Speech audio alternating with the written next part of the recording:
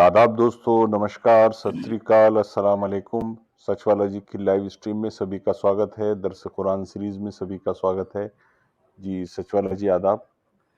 जी आदाब मेरे भाई, कैसे हैं आप? जी सर, एकदम बढ़िया हूँ।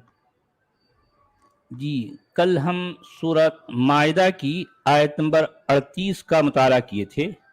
आज हम 39 पढ़ेंगे, 39। कल जो बात जी हुई थी जिसमें कहा गया था कि चोर और चोरनी दोनों के दोनों हाथ काट डालो। जी, कल की इस जी आयत में जो हुक्म था, अल्लाह ताला फरमाता है कि चोर और चोरनी दोनों के दोनों हाथ काट डालो। अच्छा, क्यों? क्योंकि वो उन्होंने यानी ये उनकी कमाई का बदला है। जो कुछ उन्होंने किया है, ये उसके बदले के तौर पर ये उनके हाथ काट देने चाहिए, और ये अल्लाह की तरफ से इबरतनाक सजा है। ठीक है, ये अल्लाह की तरफ से इबरतनाक सजा है कि उन दोनों के दोनों हाथ काट दिए जाएं। अच्छा, अब आयत नंबर 39 में ये कहा जा रहा है कि फमन ताबा मिन बादि ज़ुल्मिही व अस्लह फइन्नल्लाह यतूबु अलैहि इन्नल्लाह गफूरुर रहीम। अच्छा, फिर जो जुल्म करने के बाद तौबा करे और अपनी इस्लाह कर ले तो अल्लाह की नजर इनायत फिर इस पर माइल हो जाएगी। असल में ये लफ्जों की जो है ये जुगलबंदी है जो मौदूदी साहब फरमा रहे हैं। यहाँ सीधी सीधी जो बात है मैं आपको बताता हूँ। अच्छा, अल्लाह बहुत दरगुजर करने वाला और रहम फरमाने वाला है। सबसे पहला सवाल तो ये पैदा होता है कि यानी मतलब इंसान के जब हाथ काट दिए जाएं, भले एक हो या दो हो, जो भी है, कुछ लोगों का कहना है कि नहीं उसके एक हाथ काटने चाहिए, कुछ का कहना है कि कुछ दो कह रहे हाथ काटने कलाई चाहिए। से काटनी चाहिए। हाँ, जो है कलाई से हाथ काटने चाहिए। अच्छा चलो ठीक है भाई, एक भी काट दिए, एक इंसान का एक हाथ कट गया। अब इस आयत में कहा जा रहा है कि फमन ताबा मिन बाद ज़ुल्मिही व अस्लहा फइन्नल्लाह यतूबु अलैहि, और फिर जिस किसी ने तौबा कर ली, जी, अपने इस हरकत के बाद उसने तौबा कर ली और अपनी दुरुस्तगी, अपनी इस्लाह कर ली, ठीक है, तो क्या उसके जो कटे हुए हाथ वापस आ जाएंगे? आएंगे। नहीं, हाथ उसके तो काट हाथ जाने काट के दिए। बाद अगर वो तौबा कर रहा है तो फिर क्या है मतलब उसको? नहीं भाई, अब ये बात समझ नहीं आ रही कि हाथ जब कट गए तो उसकी सजा मिल गई ना भी उसको, अब फिर तौबा करने का क्या सवाल पैदा होता है? असल में इसके और फिर ये सीक्वेंस में पहले तौबा करने का ऑप्शन रहना था कि तौबा कर लो। एग्जैक्ट देखें, ये हरकतें हैं, ये जो अहकाम हैं, कितने बेढंगी है इससे अंदाजा होता है। यानी एक शख्स तो उसको मौका दिया गया कि भाई उसको पकड़ा गया, फिर जो है पकड़ने के बाद में उसको एक बार मौका देने के, देखे भाई तू तौबा कर ले और आइंदा ये नहीं करना।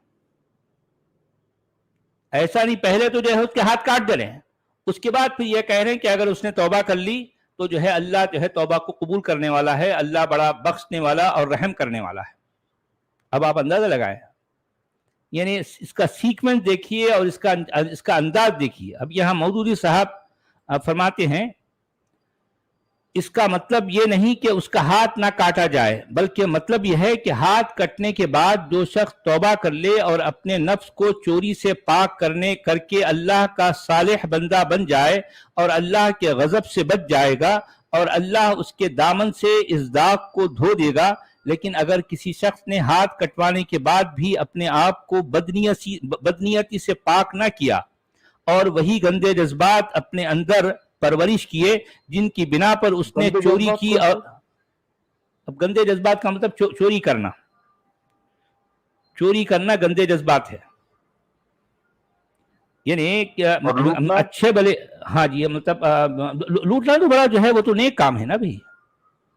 यानी अच्छे भले लोगों पर, अच्छे बड़े कबाइल पर वो लोग अपनी जिंदगी गुजार रहे हैं, वहां जाना, उन पर हमले करना, उन पर हल्ले बोलना, उन पर वहां लूट मार मचाना, उनके मालो असबाब को लेके आना, उनकी खवातीन को लौंडिया बनाना, ये बड़े अच्छे काम हैं। सोते ये काम हुए तो बहुत काफिले अच्छे पे हैं। हमला करना, हाँ, तिजारती काफिला लूटना, यहाँ लूट लेना है समझो इस तरह से ताकि उसका मालो असबाब ले लें, सब कुछ जो है अपना बना लें, तो ये सारे काम बड़े अच्छे हैं। बल्कि कुरान तो कह रहा है कि फकुलू मिम्मा गनिमतुम हलालन तय्यिबा, یعنی تم کو جو ہے لوٹ مار کا مال جو تم کو جو ہے جو کچھ تم نے اکٹھا کیا ہے اس میں سے جی بھر کے کھاؤ، کیونکہ یہ تمہارے لیے حلال ہے، یہ پاکیزہ کام، یہ پاکیزہ مال ہے۔ قرآن کے نزدیک یہ جو مال غنیمت ہے، یہ جو لوٹ مار کا مال ہے، یہ کیا ہے؟ حلال بھی ہے اور پاک بھی ہے۔ قرآن کی آیتیں کہتی ہیں یہ بات، یعنی وَاعْلَمُوا أَنَّمَا غَنِمْتُمْ لِلَّهِ وَأَنَّ لِلَّهِ خُمُسَهُ وَلِلرَّسُولِ، یعنی اس مال غنیمت میں سے، اس لوٹ مار کے مال میں سے اللہ اور اس کے رسول کا 20% ہے، 20%۔ اب ظاہر بات ہے اللہ کو کیا پہنچنے والا، جو بھی پہنچے گا نبی کو پہنچ رہا ہے، اس کے رسول کا قبضہ 20% پر، باقی 80% سب کے سب لوگوں میں تقسیم کیا جائے گا، لیکن 20% کس کا ہے؟ اصل میں رسول کا ہے۔ اب سمجھ رہے ہیں؟ اچھا، اب اس کے بعد پھر یہ کہہ رہے ہیں کہ اگر جو ہے یعنی مطلب یہ بدنیتی سے اپنے آپ کو پاک نہ کیا اور وہی گندے جذبات اپنے اندر پرورش کیے جن کی بنا پر اس نے چوری کی اور اس کا ہاتھ کاٹا گیا، تو اس کے معنی یہ ہیں کہ ہاتھ تو اس کے بدن سے جدا ہو گیا، مگر چوری اس کے نفس میں بدستور موجود ہے۔ اس وجہ سے وہ خدا کے غضب کا اسی طرح مستحق رہے گا جس طرح ہاتھ کٹنے سے پہلے تھا۔ اسی لیے قرآن مجید چور کو ہدایت کرتا ہے کہ وہ اللہ سے معافی مانگے اور اپنے نفس کی اصلاح کر لے، کیونکہ ہاتھ کاٹنا تو انتظام تمدن کے لیے ہے۔ اس سزا سے نفس پاک نہیں ہو سکتا۔ نفس کی پاکی صرف توبہ اور رجوع الی اللہ سے حاصل ہوتی ہے۔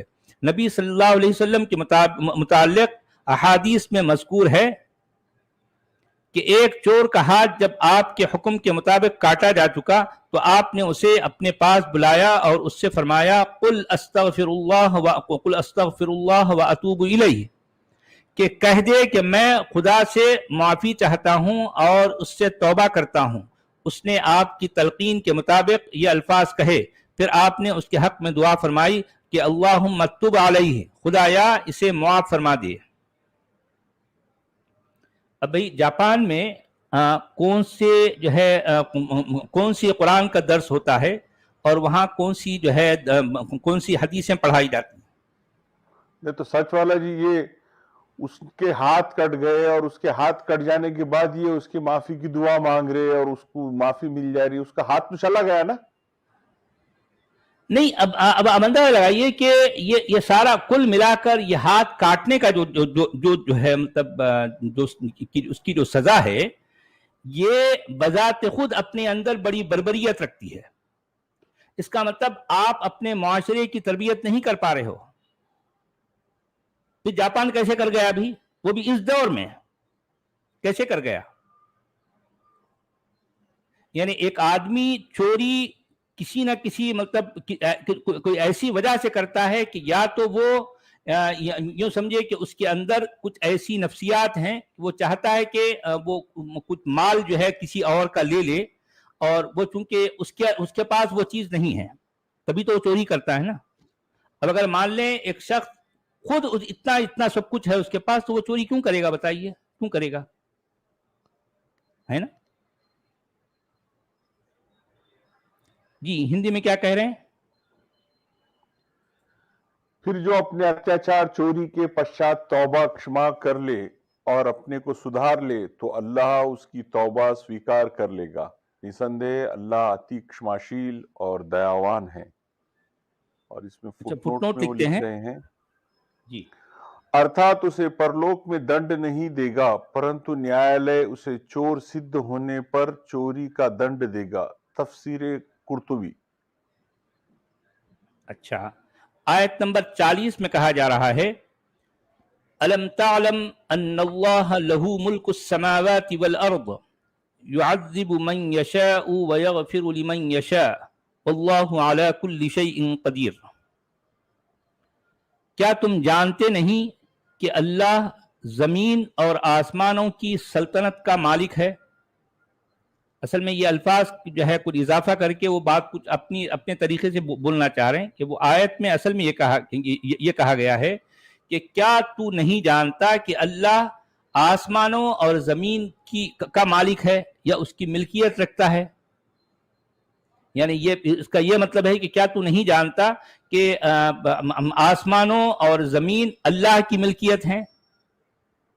یعذب من یشاء، یعنی مطلب وہ جیسے چاہتا ہے وہ عذاب دیتا ہے، جیسے چاہتا ہے وہ معافی کرتا ہے، یا جس کو چاہتا ہے عذاب دیتا ہے۔ سلطنت کا لفظ جو ہے سلطنت ڈال دیے، یہ اصل میں یہ ان کا اپنا ترجمہ ہے، سلطنت۔ بھئی یہاں سلطنت کی بات، یہاں ملکیت کی بات ہو رہی ہے، یعنی میں اس کا مالک ہوں، تو اب میں چونکہ میں مالک ہوں اس لیے جس کو چاہتا ہوں عذاب دیتا ہوں، جس کو چاہتا ہوں معاف کر دیتا ہوں۔ ارے بھائی یہ لچھن، یہ انداز تو جو ہے ایک سردار کے ہوتے ہیں جو سرپھرا ہے۔ بھائی دیکھیں بات یہ ہے کہ جو کوئی یعنی جرم کرے گا میں اس کو عذاب دوں گا، اور جو کوئی یعنی واقعی اچھے راستے پر چلے گا تو میں اس کو اس کے ساتھ مغفرت والا معاملہ کروں گا۔ الفاظ یہ ہونے چاہیے۔ بھئی دیکھیں یہ الفاظ، یہ انداز کس کے ہیں؟ ایک سرپھرے سردار کے ہوتے ہیں نا، کہ میں جس کو چاہوں جو ہے عذاب دوں اور جس کو چاہوں بخش دوں۔ یہ کیا انداز ہے یار؟ یہ کیا انداز ہے بات کرنے کا؟ بھئی دیکھیں کوئی کتنا بڑے سے بڑا بھی جو ہے یعنی مان لو کوئی اب جیسا ایک کوئی سپر پاور ہے،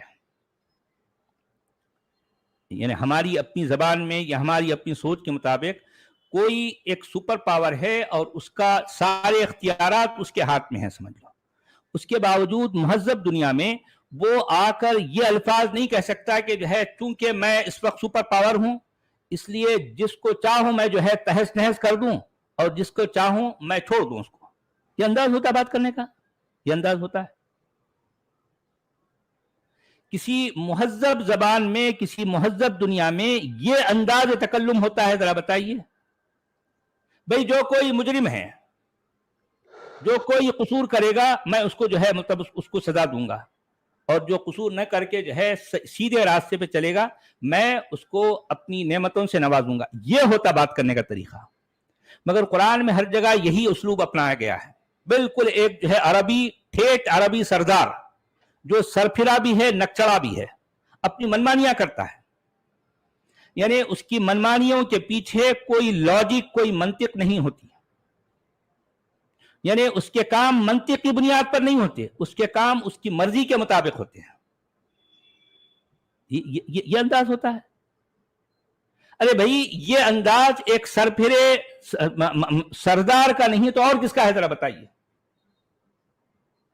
آپ نے دیکھا، آپ نے سنا ہوگا نا، ہم اپنے بچپن میں جو کہانیاں سنائی جاتی تھیں، وہ ایک بادشاہ تھا، وہ ایسا کرتا تھا، ایک بادشاہ تھا ایسا، یعنی مطلب وہ بادشاہ جو ہمارے بچپن کا میں جو ہے جو کہانیوں میں ہوتا تھا، اب آج کل تو شاید وہ کہانیاں سنائی بھی نہیں جاتی، آج کل اس طرح کی کہانیاں سنائی نہیں جاتی۔ ہم اپنے بچپن میں جو کہانیاں سنتے تھے ہمارے جو ہے بزرگوں سے، ہماری جو ہے نانیوں دادیوں سے، تو وہ اس وقت کے بادشاہ بھی جو ہے اچھا وہ بالکل اسی طرح کے بادشاہ ہوتے ہیں، یعنی وہ سرپھرے سمجھو، یعنی اس کے پیچھے کوئی لاجک اس لیے نہیں ہوتی ہے کہ وہ بچوں کو سمجھانے کے لیے یہ کہانیاں سنائی جاتی ہیں، کیونکہ بچوں کے پاس لاجک نہیں ہوتی نا بھی، وہاں تو صرف جو ہے وہ بادشاہ ایسے ہی کرتا ہے، وہ بادشاہ ایسے ہی کرتا ہے۔ یعنی ایک اسی طرح کے ایک بادشاہ کی ایک کہانی وہ جو ہے مجھے سنائی گئی تھی، وہ کہانی کچھ ایسی ہے کہ ایک بادشاہ کے پاس گدھا تھا، آپ سمجھے، وہ گدھے کو جو ہے یہ بادشاہ بہت چاہتا تھا، بہت اچھا، یعنی وہ گدھا، بادشاہ کا گدھا جو ہے ظاہر بات ہے بادشاہ کا گدھا ہے تو اچھا ہی ہوگا نا، اس کو روزانہ جو ہے اس کے ملازم اس کو نہلا دھلا کے جو ہے اچھے سے رکھتے تھے۔ تو اب بادشاہ کی خواہش تھی کہ اس کا گدھا یہ بادشاہ سے بات کرے، بولے، تو اب بادشاہ کی یہ خواہش آخرکار اس نے اپنے کچھ جو ہے جو قریبی لوگ ہیں ان کے سامنے اس نے اپنی خواہش کا اظہار کیا کہ بھئی یار جو ہے یہ گدھا اتنا اچھا ہے، میں اس گدھے کے لیے اتنا سب کچھ کرتا ہوں لیکن گدھا مجھ سے بات نہیں کرتا ہے، مجھ سے بولتا نہیں ہے۔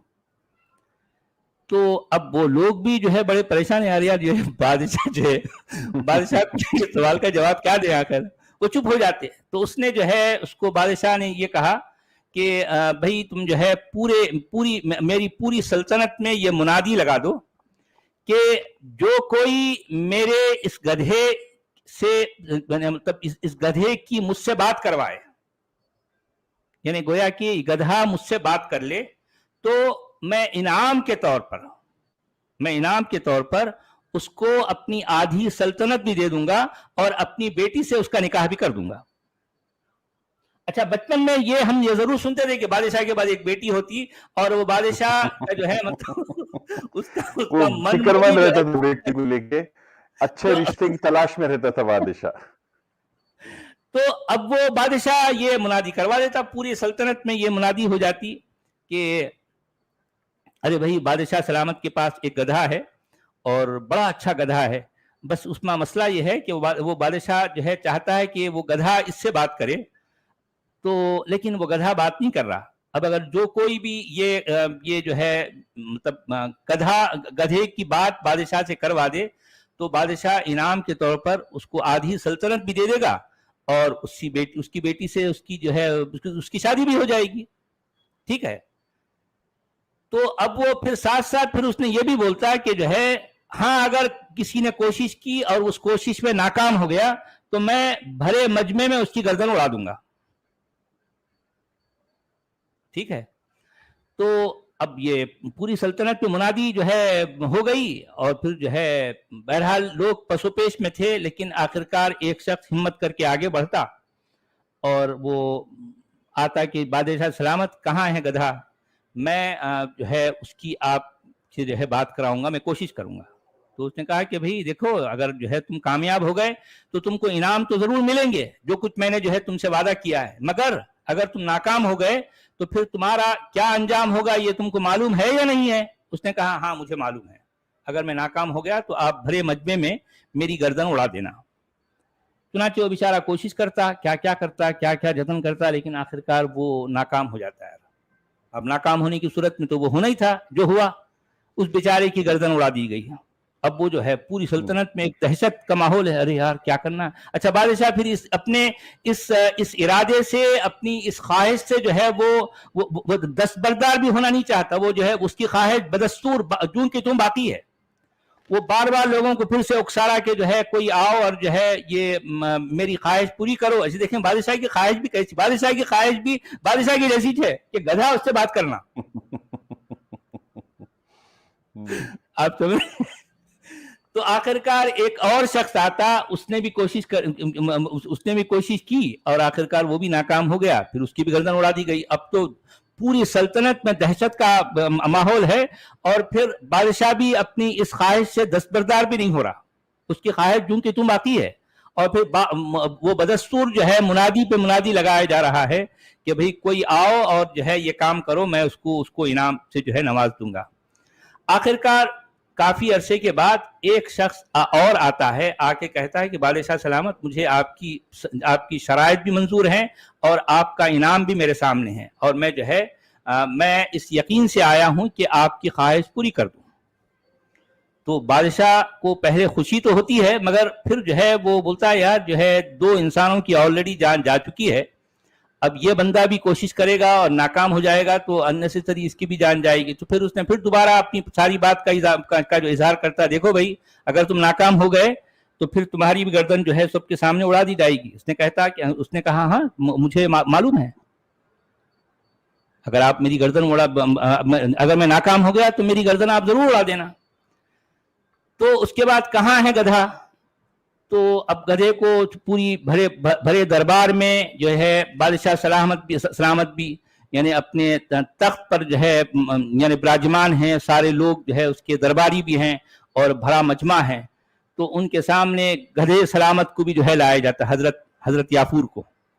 ٹھیک ہے, تو حضرت یافور بھی جو ہے تشریف لاتے, اس کے بعد بادشاہ سلامت تخت پر بیٹھے ہیں اور یہ شخص گدھے کے قریب جاتا, اس کے جو ہے اس کی پیٹھ پہ ہاتھ سہلاتا اور اس کے جو ہے سر پہ ہاتھ ایسا سہلاتے ہوئے کہتا کہ جو ہے اس کے کان میں کچھ بات کہتا. تو اس کے بعد وہ بادشاہ جو ہے یہ شخص گدھے کے جو ہے قریب اپنے کان لے کے جاتا, جیسے اس کے منہ کے قریب کوئی کان لے کے اس کے کان لے کے جاتا. تھوڑی دیر کے بعد پھر اس طرح سے آنکھیں ایسا یہ کرتا ہوا جو ہے اٹھتا, بادشاہ سلامت میں ایک بہت اہم بات کرنا چاہتا ہوں. جی بھائی بولو کیا ہے؟ یہ شخص کہتا ہے کہ دیکھیے بادشاہ سلامت، یہ گدھا کہہ رہا ہے کہ میں بات ضرور کروں گا بادشاہ سلامت سے، ضرور کروں گا، مگر اب نہیں. تو بادشاہ چیخ اٹھتا ہے کہ بھئی آخر کب؟ کہنے لگا 30 سال کے بعد. کب؟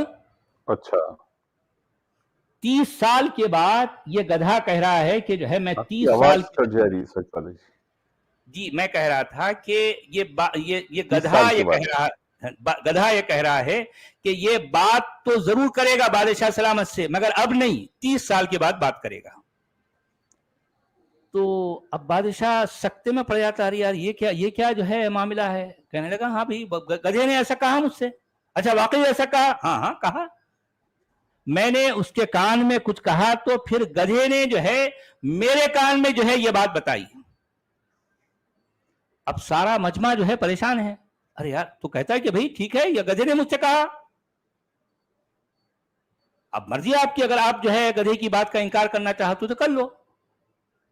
تو اب بادشاہ سوچ میں پڑ جاتا آخرکار، پھر پوچھتا ہے کہ اگر مان لو، دیکھو بھائی یہ بات یاد رکھو، اگر اس نے 30 سال کے بعد نہیں کی بات تو پھر میں تمہاری گردن اڑا دوں گا. اگر یہ گدھا 30 سال کے بعد مجھ سے بات نہیں کیا تو میں تمہاری گردن بھرے مجمع میں اڑا دوں گا. یہ کہتا ہاں ضرور، مجھے یہ بات منظور ہے. تو اب چلو بات طے ہو جاتی. اب کیا کرنا ہے بھائی؟ اب جب تو وہی کرنا ہے، کیونکہ بادشاہ کو اپنی جو شرط پوری کرنی ہے. آپ سمجھ رہے ہیں؟ اب یہ اس شخص کی باری تو ہوگی، اس نے صاحب بول دیا کہ 30 سال کے بعد بات کرے گا. اب کیا کرنا ہے بھائی؟ 30 سال کے بعد بات کرے گا تو جو ہے آپ یعنی وہ اس نے تو کہہ دیا. اب چلیں اب آپ جو ہے آپ اپنی جو ہے شرط پوری کریں. آپ جو ہے اپنی بیٹی کا ہاتھ میرے ہاتھ میں دے دیں، بیٹی کا نکاح مجھ سے کرا دیں اور اپنی آدھی سلطنت مجھے دے دیں. کیونکہ اگر یہ نہیں ہوا تو پھر جو ہے آپ اپنی سلطنت بھی لے لو، آپ کی بیٹی بھی واپس لے لو اور میری گردن اڑا دو، میں اس کے لیے تیار ہوں. تو آخرکار جو ہے اس کو اس کی بادشاہ کی بیٹی مل جاتی اور آدھی سلطنت بھی مل جاتی یار. اب وہ چند دن گزر جاتے، لیکن وہ بادشاہ کے وزیروں میں سے ایک وزیر بڑا پریشان رہتا ہے، یار یہ چکر کیا ہے. تو ایک دن جو ہے آخرکار موقع پا کے وہ وزیر بڑا ہوشیار بھی رہتا ہے لیکن پریشان رہتا ہے کہ آخر یہ اس نے کیا چکر چلایا ہے. بالآخر جو ہے اس شخص کے قریب آ کر کہتا ہے یار میں تم سے بات کرنا چاہتا ہوں. تو اس نے یہ اس طرح کا جواب دیتا ہے کہ نہیں دیکھو اب یہ بھرے مجمع میں یہاں بات نہیں کر سکتے، ہم بات کریں گے ضرور، تم فلاں وقت پہ فلاں جگہ آؤ ہم بات کریں گے. تو ٹھیک ہے، یہ شخص وہاں جاتا ہے، جا کے اس سے پوچھتا ہے یار جو ہے کیا ماجرا ہے، مجھے ٹھیک بتاؤ یار، میں سمجھ نہیں پا رہا ہوں تم نے کیا چکر چلایا آ کر. یعنی تم کو بادشاہ کی بیٹی بھی مل گئی اور جو ہے آدھی سلطنت بھی مل گئی، تم تو جو ہے یعنی گلچھرے اڑا رہے ہو اور بادشاہ کی بیٹی تو پھر جو بلے بلے ہو گئے تمہارے. اگر تم نے کیا چکر چلایا ہے؟ تو یہ کہتا ہے تو میں بھائی چکر کچھ بھی نہیں ہے، اس نے گدھے نے جو ہے ایسا کہا ہے. تو اگر مان لو جو ہے وہ اگر گدھا 30 سال کے بعد بات نہیں کیا تو تم کو تو معلوم ہے نا تمہارے ساتھ کیا ہو جائے گا، مجھے معلوم ہے. تو پھر پریشان رہتا ہے یار جو ہے پھر آخر تم نے اتنی بڑی ہمت کیسے کر لی؟ تو یہ کہتا ہے یار اس میں ہمت کی کیا بات ہے بھائی ان 30 سالوں میں 3 کام میں سے کوئی ایک کام تو ضرور ہونے ہیں. کیا 30 سالوں کے دوران یہ 3 کاموں میں سے کوئی ایک کام ضرور ہوگا. یہ وزیر پوچھتا کون سا کام؟ دیکھیں 3 کام کیا ہے. دیکھیں 30 سال کا عرصہ کوئی چھوٹا عرصہ نہیں ہے، بہت لمبا عرصہ ہے. ان 30 سالوں میں یا تو بادشاہ مر جائے گا یا پھر میں مر جاؤں گا یا نہیں تو گدھا مر جائے گا.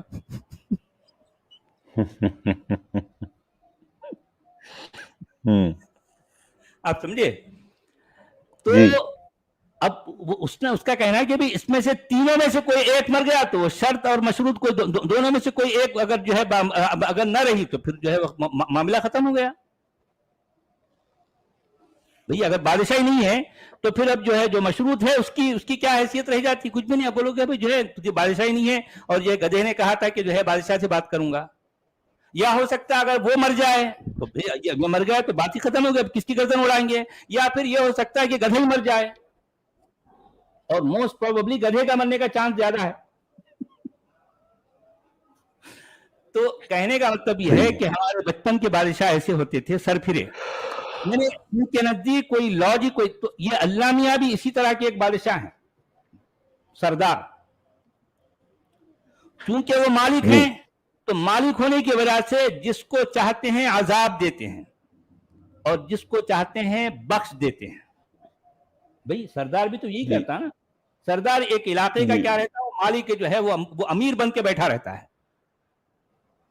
वो उसकी मर्जी आ गई तो जो है वो जो है लोगों को दे दे कुछ, नहीं तो उसकी फिर गई तो पूरी बस्ती को तहस नहस कर देगा। तो यही मामला है। कुरान में आपको एक ने 20 ऐसी आयतें मिलेंगी जहां पर एक सरदार की जो है कैफियत अल्लाह के साथ जोड़ी गई है। वइज़ा अरदना अन नुहलिका क़रयतन अमरना मुतरफीहा फफसक़ू फीहा फहक़्क़ अलैहिल क़ौलु फदम्मरनाहा तदमीरा। कितनी ऐसी आयतें हैं जिसमें साफ साफ ये बताया जाता है कि उसकी मर्जी हुई तो वो जो मर्जी कर दे। सुनना, पूरी बस्ती को जो है बस्तियों को जो है वो तहस नहस कर दे, तबाह बर्बाद कर दे। ये मामला है अल्लाह मियां का। कोई लॉजिक, कोई परफेक्शन, कोई कैलकुलेशन, कुछ भी नहीं, कोई कैलकुलेशन नहीं। बिल्कुल जिस तरह से अगर मान लो अगर किसी बस्ती के जो है को तबाह करने का इरादा है, वो तबाह इसलिए करेंगे कि उस बस्ती में कुछ लोग बुरे हैं, तो उन चंद बुरे लोगों के खातिर उस बस्ती में कुछ खवातीन भी हैं, दूध पीते बच्चे भी हैं, बूढ़े भी हैं, बीमार भी हैं, उसकी उनको अल्लाह मियां को कोई परवाह नहीं है। वो बिल्कुल एक खदबगड़े बुलडोजर की तरह, जब बुलडोजर आता है धड़ाधड़ सब उघड़ बगड़ करके सब उखाड़ के फेंक देता है ना, इस तरह से अल्लाह मियां की जो है काम है, एग्जैक्टली इसी तरह से काम। जी जनाब। तो अब ये आगे हम चलते हैं क्योंकि अभी हिंदी वाले कह रहे हैं जी क्या तुम जानते नहीं कि अल्लाह के लिए है आकाशों तथा धरती का राज्य, वो जिसे चाहे क्षमा कर दे और जिसे चाहे दंड दे, तथा अल्लाह जो चाहे कर सकता है। ये वल्लाहु अला कुल्ली शैइन कदीर, अल्लाह जो मर्जी जो चाहे कर सकता है, हर चीज पर उसको कुदरत है। भाई चूंकि मालिक है तो अब वो मैंने कोई किसी के मजाल नहीं ना उससे सवाल करें। मुझे ये बताइए कि अब मैं मिसाल के तौर पर एक शख्स चंद बकरियों का या चंद मुर्गियों का मालिक है, क्योंकि मालिक है, उसने अपने पॉकेट मनी से इन बकरियों को या इन मुर्गियों को खरीदा है। तो क्या आपने कभी ऐसा देखा है, कभी आपने ऐसा सुना है कि ये चूंकि इसका मालिक है तो वो रोजाना अपनी बकरियों को मार रहा है, रोज मार रहा है? कोई आकर उससे सवाल करे यार ये क्या तुम कर रहे हो यार, बकरियों को क्यों मार रहे हो? कहता है मैं तो मालिक हूं भाई, तुम कौन होते पूछने वाले? मैंने अपनी पॉकेट मनी से जो है इन बकरियों को खरीदा है, मैं इसका मालिक हूं, मुझे इख्तियार है कि मैं जो मर्जी करूं, मैं चाहूं तो इनको मारूं, चाहूं तो जो है इनको किसी जो है डब्बे में बंद करूं, चाहूं तो इनको खाना पानी दूं, चाहूं तो इसको भूखा रख दूं। ये तरीका होता, इसे लॉजिक कहते हैं।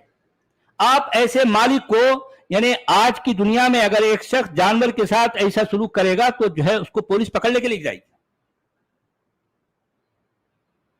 यानी तेरा मालिक हो गया, यानी तेरा मालिक जो है कहलाना भाड़ में जाए, तू एक किसी जानदार के साथ ये हरकत जो कर रहा है तो तू तो मुजरिम है। एग्जैक्टली यही मुजरिम, यही जुर्म अल्लाह मियां करते हैं कुरान के मुताबिक।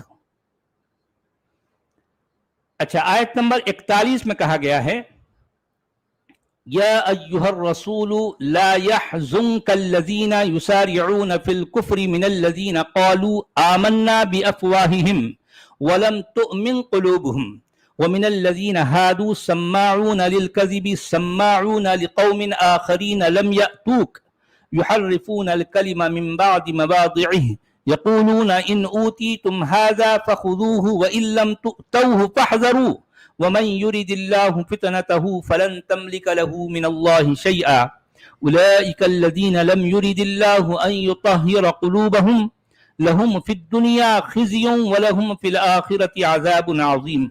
यानी इतनी लंबी चौड़ी आयत में कोई खास काम की बात कुछ भी नहीं है। अच्छा, अब देखें, ये कहा जा रहा है कि ऐ पैगंबर, तुम्हारे लिए बाइसे रंज न हो वो लोग जो कुफ्र की राह में बड़ी तेजगामी दिखा रहे हैं। अच्छा, कुफ्र की राह में बड़ी तेजगामी दिखाने का मतलब इस आयत में मौदूदी साहब बहुत जो है बहुत यानी मूड में है, और एक नहीं दो नहीं 7 फुट नोट लिखते हैं और अच्छे तगड़े तगड़े हैं सब। पहली फुटनोट में लिख रहे हैं, यानी जिनकी जहानतें और सरगर्मियां सारी की सारी इस कोशिश में सर्फ हो रही हैं कि जाहिलियत की जो हालत पहले से चली आ रही है उसकी वही बरकरार रहे, और इस्लाम की ये इस्लाही दावत उस बिगाड़ को दुरुस्त करने में कामयाब न होने पाए। ये लोग तमाम अखलाकी बंदिशों से आज़ाद होकर नबी सल्लल्लाहु अलैहि वसल्लम के खिलाफ हर किस्म की रकीक से रकीक चालें चल रहे थे, जानबूझकर हक निकल रहे थे। निहायत बेबाकी और जसारत के साथ झूठ, फरेब, दगा और मक्र के हथियारों से उस पाक इंसान के काम को शिकस्त देने की कोशिश कर रहे थे जो काम बेगर्जी के साथ सरासर खैर ख्वाही की बिना पर आम इंसानों की और खुद उनकी फलाह बहबूद के लिए शब रोज मेहनत कर रहा है। देखें क्या क्या जो है या किसकी बात है, क्या लच्छेदार बातें बस ये। हाँ? कौन बेगर्ज कर रहा? तुम खुले खुले काफिले लूट रहे, वहां पे तुम अपनी हुकूमत बना रहे, तुम अपने आप को एक्सपांड कर रहे, दूसरे मुल्कों पे अटैक कर रहे। देखिए मौदूदी बेगर्जी कहां साहब का उनको बोलने आता है, यानी चर्ब जबान है, ये अदीब हैं, इनको इनके बोलने पर जो है मलका हासिल है, ये जो है इनको अपने कलाम पर कुदरत हासिल है, तो ये सारी बातें लच्छेदार गुफ्तगू कर रहे हैं। अच्छा, उनकी इन हरकत को देख देख कर नबी सल्लल्लाहु अलैहि वसल्लम का दिल कुढ़ता था, और ये कुढ़ना बिल्कुल फितरी अमर था। जब किसी पाकीज़ा इंसान को पस्त अखलाक लोगों से साबिका पेश आता है और वो महज अपनी जहालत और खुद गर्जी और तंग नजरी की बिना पर उसकी खैर ख्वाहाना मसाई को रोकने के लिए घटिया दर्जे की चालबाजियों से काम लेता है, तो फितरतन उसका दिल दुखता ही है।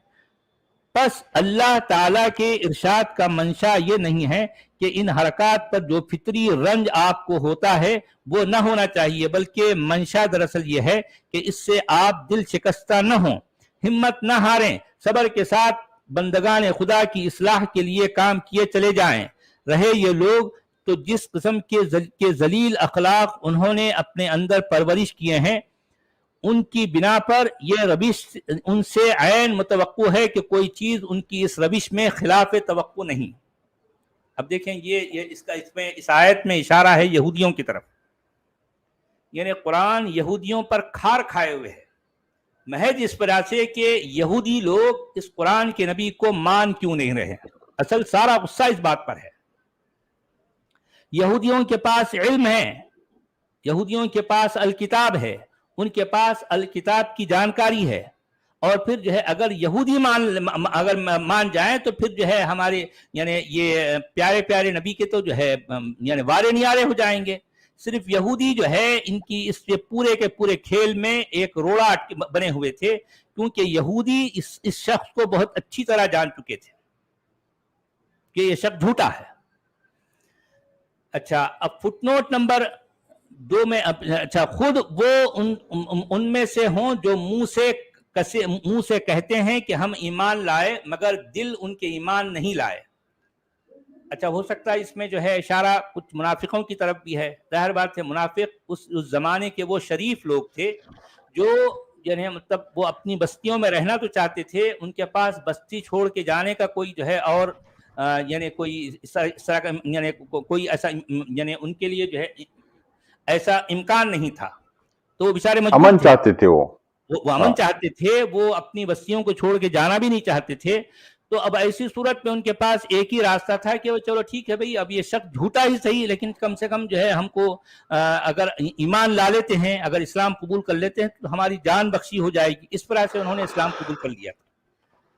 तो अब वो कहते हैं कि जो है वो यानी हम ईमान लाए मगर दिल उनके ईमान नहीं लाए थे, या उनमें से हों जो यहूदी बन गए थे, जिनका हाल यह है कि झूठ के लिए कान लगाते हैं और दूसरे लोगों की खातिर जो तुम्हारे पास कभी नहीं आए सुन गुन लेते फिरते हैं।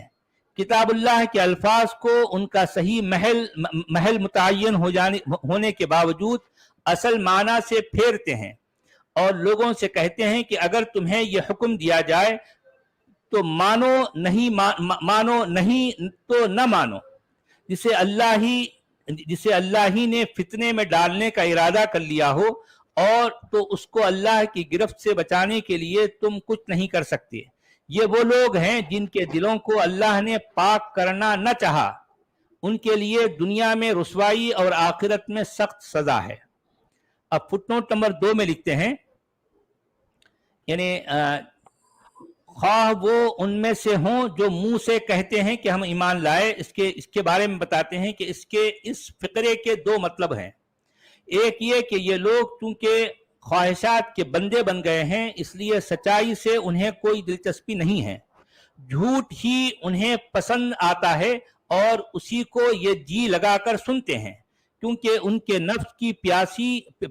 नफ्स की प्यास उसी से बुझती है। दूसरा मतलब यह है कि नबी सल्लल्लाहु अलैहि वसल्लम और मुसलमानों की मजलिसों में ये झूठ की गरज से आकर बैठते हैं, ताकि यहाँ जो कुछ देखें और जो बातें सुने उनको उल्टे माना पहनाकर या उनके साथ अपनी तरफ से गलत बातों की आमिज़श करके हज़रत और मुसलमानों को बदनाम करने के लिए लोगों में फैलाएं। अब ये सारे काम तो खुद हमारे मुसलमान करते हैं ना। हमारे वक्त के जो मुल्ला हैं, जो मुफ्ती हैं, जो उलमा हैं, वो यही तो करते हैं, यानी लोगों को बदनाम करने के खातिर। खास तौर पर एक्स मुस्लिम के साथ ये हमारे मुफ्तियों का जो रवैया है कि एक्स मुस्लिम्स को किसी न किसी तरह से बदनाम करना, और बदनाम करने के लिए कोई दकीका नहीं मतलब इस तरह का नहीं छोड़ते, कोई कसर नहीं छोड़ते। किस तरीके से बदनाम किया जा सकता है वो सारे हथकंडे अपनाते हैं। तो यही सारा काम तो मौदूदी साहब लिख रहे हैं। अच्छा, अब ये फुटनोट नंबर 3 में कहा गया, इसके भी 2 मतलब हैं। एक ये कि जासूस बनकर आते हैं और नबी सल्लल्लाहु अलैहि वसल्लम और मुसलमानों की मजलिसों में इसलिए गश्त लगाते फिरते हैं कि कोई राज की बात कान में पड़े तो उसे आपके दुश्मनों तक पहुंचाएं। ये सारे काम तो आज भी हम देख रहे हैं ना, ऐसे ही करते हैं लोग। दूसरे ये कि झूठे इल्जामात आयद करते हैं, ये झूठे इल्जामात भी हम देखते हैं, और इफ्तरा पर्दाजियां करने के लिए मवाद फराहम करते फिरते हैं। ये काम भी हमारे मुफ्ती करते हैं, ताकि उन लोगों में बदगुमानियां और गलत फहमियां फैलाएं। ये काम भी करते हैं, बदगुमानियां गलत फहमियां फैलाने के लिए, जिनको नबी सल्लल्लाहु अलैहि वसल्लम और मुसलमानों से आवाज कम हो जा रही सच वाला जी, रोज जैसी आवाज नहीं, थोड़ा सा वॉल्यूम कम हो गया आपका। नहीं, क्या बात है यार, ये तो हमेशा के जैसे ही है। हाँ, अब तो नहीं किया मैं, अब आ गई।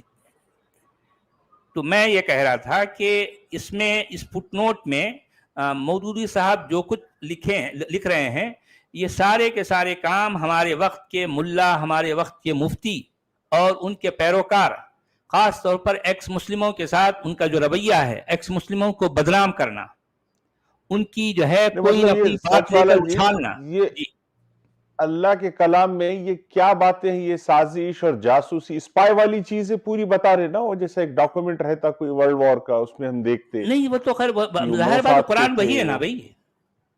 कुरान में असल में रूहानियत या किसी खुदा तरसी वाली बात है कहां?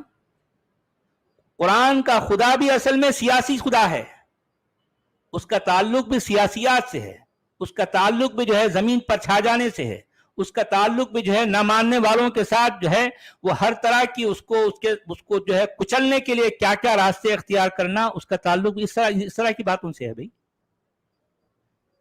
वो कुरान का ताल्लुक इंसान या इंसान की जो अंदरूनी कैफियत में जो तज़किया होता वाकई सही माना में, उसकी रूह की बालीदगी के लिए जो कुछ होना चाहिए, कुरान में कहाँ है? बताओ कहाँ है? कुरान में सारी सियासत, कुरान में सारी दादागिरी, कुरान में सारी गुंडागर्दी, कुरान में न मानने वालों के खिलाफ हर तरह के हथकंडे अपनाने की बातें, कुरान इससे भरा पड़ा है। यही तो रहेगा कुरान में, और क्या रहेगा भाई? इतने जमाने से हम पढ़े, अब तकरीबन हमारे 100 एपिसोड हो चुके हैं। इन 100 एपिसोड्स में हमने देखा, और दुनिया ने भी देखा, हमारे साथ साथ जो लोग लगे हुए हैं, उनको समझ आ रही है कि कुरान क्या है और क्या नहीं है। समझ आ रही है ना? बिल्कुल। अच्छा, उसके बाद फुटनोट नंबर 4 में लिखते हैं मौदूदी साहब, यानी तौरात के जो अहकाम उनकी ख्वाहिशात के मुताबिक नहीं, उनके अंदर जानबूझकर रद्द-बदल करते हैं और अल्फाज के माना बदल कर मनमाने अहकाम उनसे निकालते हैं। यही काम तो हमारे मौदूदी साहब खुद फरमाते हैं। आप खुद कर रहे भाई, ये तौरात पे इल्जाम देते, خود یہی کر رہے سارے جب سے. فٹ نوٹ کیا ہے آپ کی؟ بھائی دیکھیں قرآن میں جو کچھ کہا گیا وہ کسی اور کے بارے میں یہ کہہ رہا ہے تو ایگزیکٹلی وہ کام ہمارے ملا، ہمارے مفتی، ہمارے مترجمین، ہمارے مفسرین کرتے ہیں نا. سارے کام کر رہے ہیں، بلکہ اس سے کہیں زیادہ بڑے پیمانے پر کر رہے ہیں. بھئی یہودیوں کی تعداد ہے کتنی، اس وقت بھی کتنی تھی، آج بھی کتنی ہے.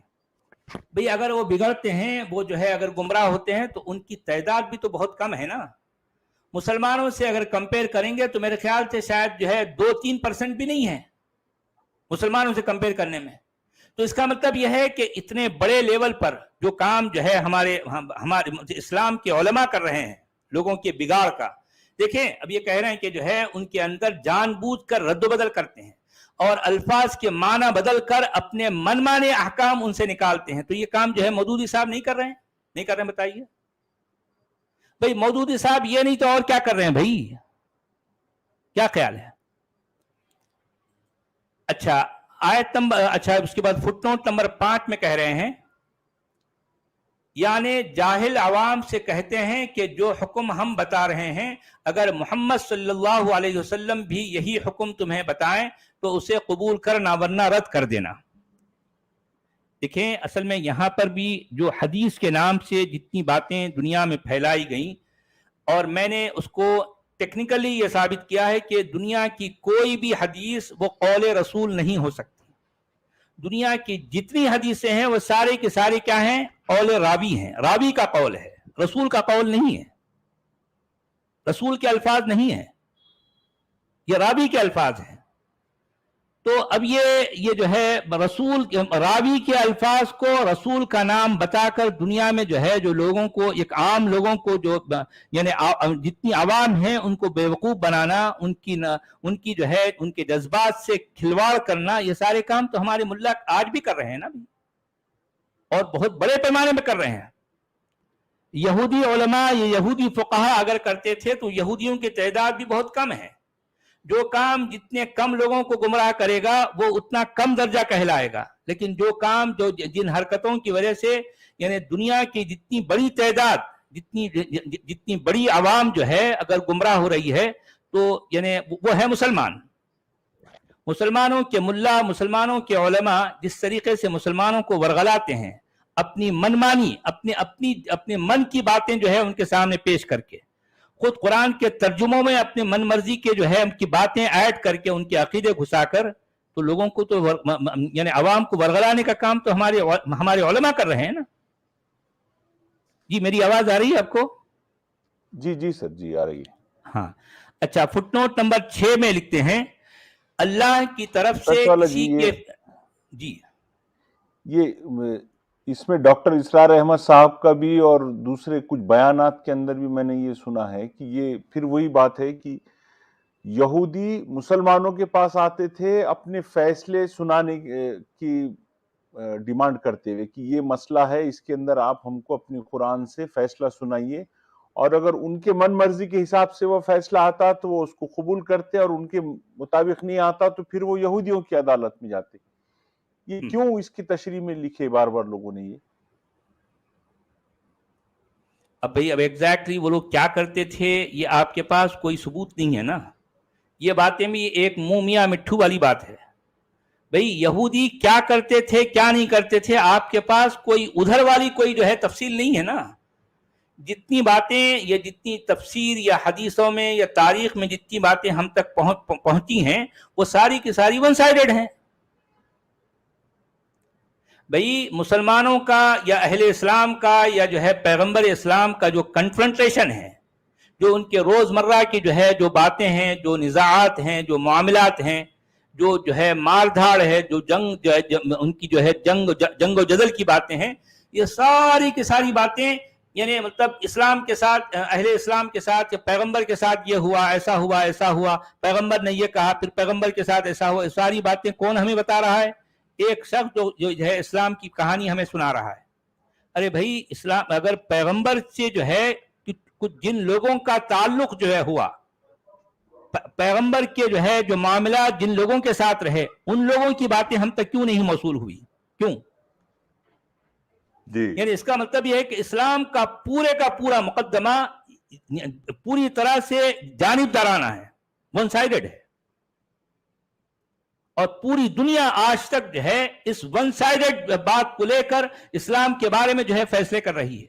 अरे भाई, आप किसी के बारे में अच्छे या बुरे होने का फैसला आखिर किस बुनियाद पर कर सकते हैं, जब तक कि आप दूसरे फरीक की कोई बात सुन ना लें।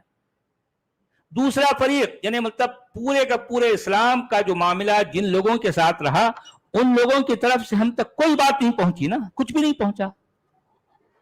भाई वो कुफ्फार मक्का हैं या कुरैश हैं या मदीना के जो लोग हैं या फिर जो है आसपास के कबाइल हैं या फिर खुद ईसाई लोग हैं और कुछ जो है जिनको यहूद कहा जाता है। भाई इतने सारे लोग एक पैगंबर इस्लाम और पैगंबर इस्लाम के मानने वाले, जो कुछ उनके साथ हो रहा है, तो ठीक है भाई, जब इन लोगों की लिखी हुई बातें तकरीबन 200-250 साल के बाद किसी ने लिखा, तो क्या उन लोगों, जाहिर बात है इल्म तो लिखना पढ़ना तो वो जानते थे ना। खुद कुरैश में कितने ऐसे लोग थे जो लिखना पढ़ना जानते थे, और तो और यह है नसरानियों के पास या यहूदियों के पास बाकायदा इल्म था, इनके पास खुद कातिब वही थे। 48 का जिक्र आता है। तो मैं कहना ये चाह रहा हूं कि उन लोगों ने क्या कुछ भी नहीं लिखा? अगर लिखा था तो क्या फिर जो है वो बातें हम तक क्यों नहीं पहुंची? और अगर नहीं लिखा था तो ये कैसे पॉसिबल है कि उन्होंने नहीं लिखा होगा? मेरे साथ अगर बाकायदा किसी जो है किसी गिरोह का रोजमर्रा के मामलात में झगड़ा हो रहा है और तनाजुआ खड़ा हो गया है, तो अगर वो ये इस तनाजुए के बारे में कुछ लोग लिख रहे हैं, तो यकीनन वो बातें अगर किसी और फरीक के बारे में लिख रहे हैं तो मेरे बारे में भी तो लिखने चाहिए ना। तो मेरे बारे में कही गई बातें हम तक नहीं पहुंची, क्यों नहीं पहुंची? ये मेरा सवाल है, और इस सवाल को मैंने अपनी किताब में लिखा है। ऐसे इस तरह के बेशुमार सवालात हैं जिनके जवाब आज तक नहीं दिए जा सके। इस्लाम के फरीक सानी, इस्लाम का जो मुद्दा अलई है, क्योंकि इस्लाम का मुद्दई कौन है? इस्लाम का मुद्दई खुद पैगंबर इस्लाम है, और जाहिर बात है इस्लाम की मुद्दई वो लोग हैं जो पैगंबर इस्लाम के साथ हैं। लेकिन इस्लाम का मुद्दा, जिनको हम जो है मुद्दा अलई कहेंगे, वो कहाँ है? उनकी जो है जिनके साथ जो कुछ हुआ, उन्होंने अपने बारे में क्या कुछ जो है, मतलब जाहिर बात इनका ताल्लुक उनसे, उनका ताल्लुक इनसे, तो उनके साथ वाकई क्या कुछ हुआ, वो बातें कहाँ हैं? है ना? उन बातों को भी हम तक पहुंचना चाहिए था ना, लेकिन जानबूझकर उनकी तमाम बातों को मिटा दिया गया। यकीनन लिखने वालों ने लिखा जगह पर ये अपनी तफसीर में जब ये रेफरेंस दे रहे मौदूदी साहब, तो ये तालमूद का और बाइबल का हवाला दे रहे हो। हालांकि तालमूद और बाइबल में जो है क्या मिलेगा अभी इनको देना चाहिए था हवाला कि कुरैश के साथ क्या हुआ, तो कुरैश ने क्या लिखा। अगर दीगर कबाइल के साथ यह हुआ तो दीगर कबाइल ने क्या लिखा। अगर कोई बनु कुरैजा जैसी अगर कोई जो है कोई कबीला था, तो बनु कुरैजा के अगर क्या कोई एक भी शख्स बनु कुरैजा के बारे में कुछ नहीं लिखा होगा। बनु कुरैजा के बारे में हम तक जो इत्तलात पहुंच रही हैं वो सारी वन साइडेड है ना। दूसरे साइड की बात कहां है? पूरा मतलब आप देखें कि इस्लाम का जितना जो है मामला है, हर चीज ए टू जेड सारा का सारा मामला क्या है? वन साइडेड है सारा मामला। अच्छा, यहां पर एक बात यह है, जिसे अल्लाह ही ने फितने में डालने का इरादा कर लिया हो तो उसको अल्लाह की गिरफ्त से बचाने के लिए तुम कुछ नहीं कर सकते। इसके जवाब में इसकी डिटेल में लिखते हैं, अल्लाह की तरफ से किसी के फितने में डाले जाने का मतलब यह है कि जिस शख्स के अंदर अल्लाह ताला किसी किस्म के बुरे मैलानात परवरिश पाते देखता है, उसके सामने पै दर पै ऐसे मौक़े लाता है जिनमें उसकी सख्त आजमाइश होती है। अगर वो शख्स अभी बुराई की तरफ पूरी तरह नहीं झुका है तो उन आजमाइशों से संभल जाता है और उसके अंदर बदी का मुकाबला करने के लिए नेकी की जो कुव्वतें मौजूद होती हैं वो उभर आती हैं। लेकिन अगर वो बुराई की तरफ पूरी तरह झुक चुका होता है और उसकी नेकी उसकी बदी से अंदर ही शिकस्त खा चुकी होती है, तो हर ऐसी आजमाइश के मौके पर वो और ज्यादा बदी के फंदे में फंसता चला जाता है।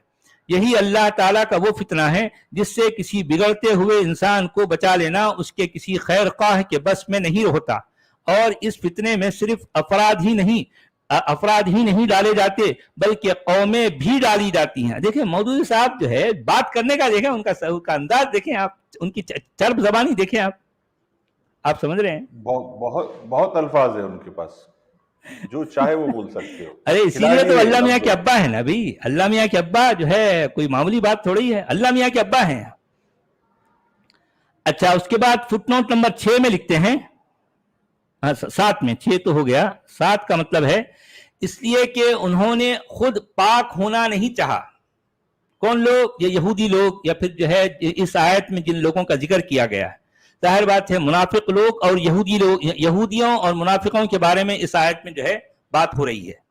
تو اس کے بارے میں کہا گیا کہ اس لیے کہ انہوں نے خود پاک ہونا نہیں چاہا. جو خود پاکیزگی کا خواہش مند ہوتا ہے اور اس کے لیے کوششیں کرتا ہے تو اسے پاکیزگی سے محروم کرنا اللہ کا دستور نہیں. اللہ پاک کرنا اسی کو نہیں چاہتا جو خود پاک ہونا نہیں چاہے. دیکھ ہم یہ جو ہے ایک طرح کی چرب زبانی ہے. جی ہاں, کون سا انسان ہے جو ناپاک رہنا چاہے گا, غلاظت پسند کرے گا؟ ہر کوئی پاکیزگی چاہتا ہے, صاف صفائی ہر کسی کو چاہیے. اب یہ بہرحال اب وہ ہے اسلام کے جو ہے جو متوالے اور اسلام کو جس طریقے سے پیش کرتے ہیں تو اس طرح کی باتیں کرتے ہیں. اب جو ہے مودودی صاحب انہی میں سے ایک ہیں. جی ہندی میں کیا کہہ رہے ہیں بھائی؟ ہے نبی وہ آپ کو اداسین نہ کریں جو کفر میں تیور گامی ہیں, ان میں سے جنہوں نے کہا کہ ہم ایمان لائے جبکہ ان کے دل ایمان نہیں لائے, اور ان میں سے جو یہودی ہیں جن کی دشا یہ ہے کہ متھیا باتیں سننے کے لیے کان لگائے رہتے ہیں تتھا دوسروں کے لیے جو آپ کے پاس نہیں آئے کان لگائے رہتے ہیں. وہ شبدوں کو ان کے نشچت ستھانوں کے پشچات واستوک ارتھوں سے پھیر دیتے ہیں. وہ کہتے ہیں کہ یدی تمہیں یہی آدیش دیا جائے جو ہم نے بتایا ہے تو مان لو, اور یدی یہ نہ دیا جائے تو اس سے بچو. ہے نبی جسے اللہ اپنی پریکشا میں ڈالنا چاہے آپ اسے اللہ سے بچانے کے لیے کچھ نہیں کر سکتے. یہی وہ ہے جن کے دلوں کو اللہ نے پوتر کرنا نہیں چاہا. انہی کے لیے سنسار میں اپمان ہے اور انہی کے لیے پرلوک میں گھور یاتنا ہے. اس میں ایک فٹ نوٹ بھی دے رہے ہیں وہ.